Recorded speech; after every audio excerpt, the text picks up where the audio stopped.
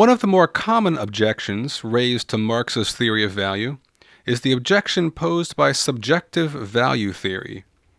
Though these modern objections can take quite a crude, simplistic tone, they are echoes of a rather old debate, one that dates back to debates between Marxist and Austrian economists that took place in the late 1800s and early 1900s. Austrian thinkers like Baumgartner and Mises were staunch defenders of free markets and private property, seeing capitalism as the ultimate expression of human freedom. In response to the revolutionary challenge of Marx's economic ideas, they advanced an alternative view of economics in which economic value was not determined by human labor, but by the subjective evaluations of individuals. The Austrians called their theory subjective value theory, also known as marginal utility theory, and they called Marx's theory an objective value theory. Now, Marx himself never used this sort of language to describe his theory because such a simplistic dichotomy would have robbed his theory of much of its nuance and depth. Nevertheless, Marx's defenders often accepted this dichotomy, advancing a staunch defense of Marx's supposed objective value theory. But if we really want to understand Marx's theory of value, we need to dig a little deeper than this. At first, it may seem that this debate over value theory is purely an academic one, not so urgent an issue in these times of crisis and political upheaval.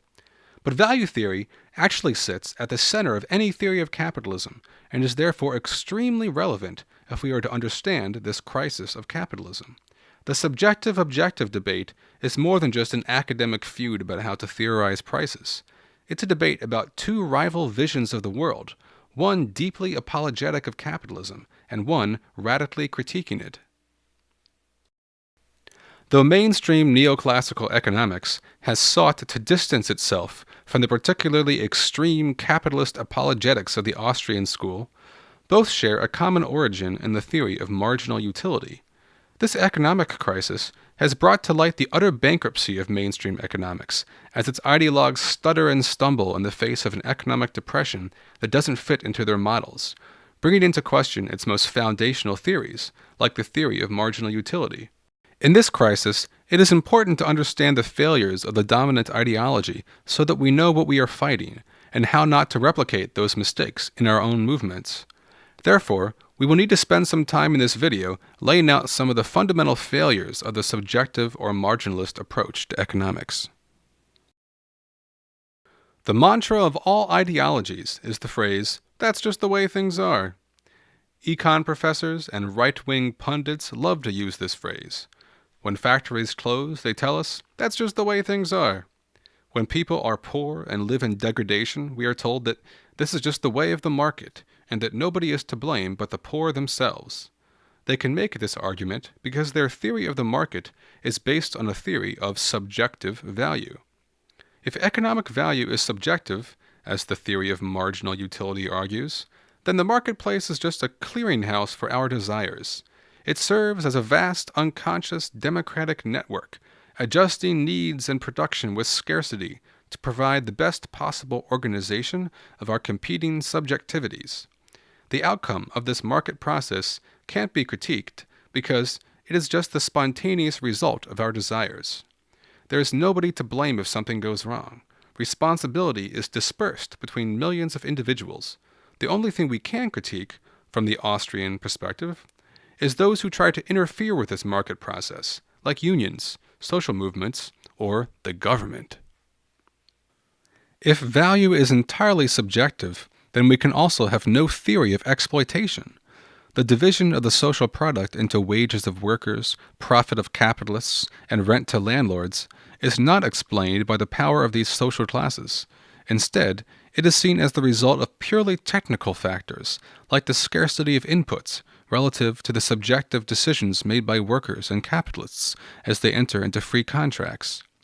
Rather than a theory of classes, we have a theory of pure individuals, all seen as equals in the market. And since individuals have always had subjective values, the subjectivists can argue that capitalism is the expression of universal human characteristics, and not a particular historical form subject to change.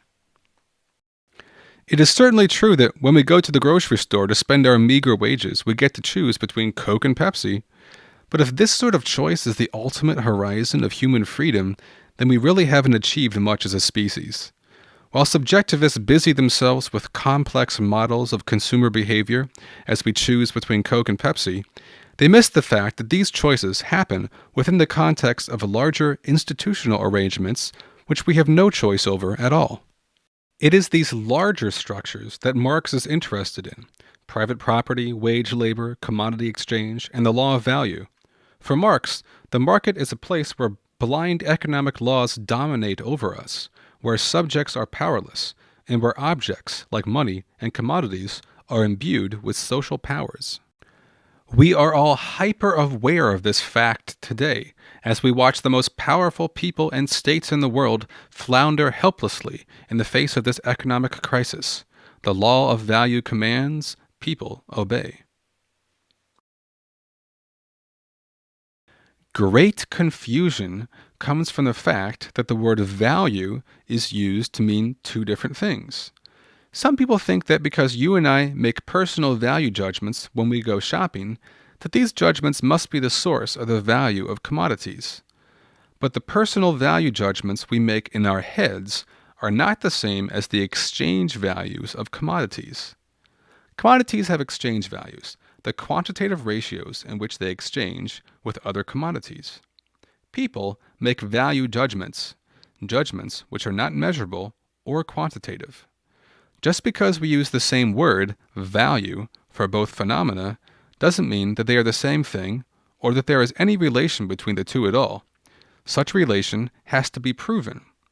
Many logical mistakes are made by people who don't distinguish between these two uses of the same word.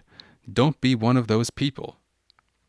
Now, subjective value theory argues that we can understand exchange ratios solely through a theory of the subjective psychological motives of consumers. Now, its attempt to do so is fatally flawed, shot through with unwarranted assumptions, shoddy abstractions, and circular logic. Let's take a look at some of those problems now.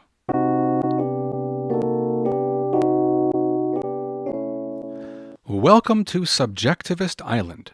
Here lives Eugene, our happy island barbarian. Every day, Eugene makes choices. He decides to spend his time building his teepee, catching fish, or practicing his backstroke. He likes the backstroke most of all, but after so many laps around the island, he gets tired of it and starts to prefer catching fish or teepee building. Intent on maximizing his utility, Eugene gets out some paper and a pencil and makes himself a preference scale so that he can figure out the exact proportions to devote to all three activities each day. He cherishes this preference scale because it is the source of his freedom. It's just like the preference scale you carry around in your pocket every day. You carry one, don't you? Okay, now setting aside the fact that most of us don't carry around a preference scale in our pockets, there is a bigger problem. Subjectivists want you to believe that this little story about Eugene and Subjectivist Island is all that you need to know in order to understand the functioning of modern capitalist society. Funny, then, that we had to abstract away all of capitalism, all society in fact, in order to arrive at our theory of preferences. Were we to think critically, we might begin to suspect that there is something fishy going on with this abstraction. That fishy something is the stink of an ideological abstraction. We discussed such ideological abstractions in the last video, Law of Value 7, but let's review a few points here.